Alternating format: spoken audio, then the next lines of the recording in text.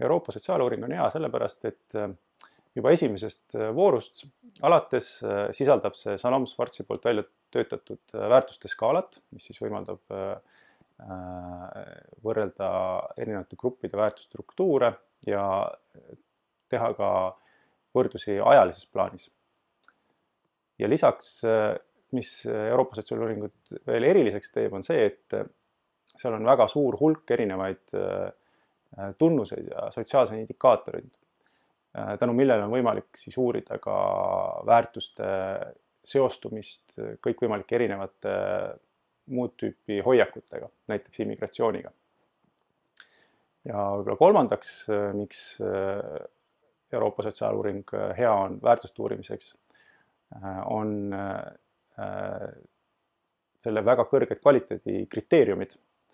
tänu millele andmed on äärmiselt usaldusväärsed, on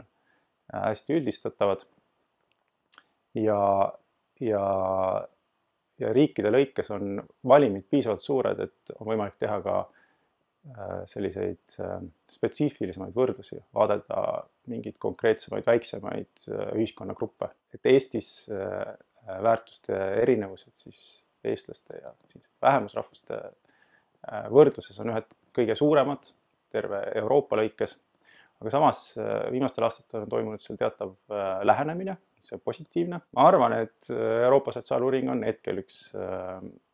maailma kvaliteetsemaid võrdlusuuringuid ja tänu selle siis andmestiku laia haardelisusele on seda võimalik põhimõtteliselt kasutada mis tahes teemade uurimiseks.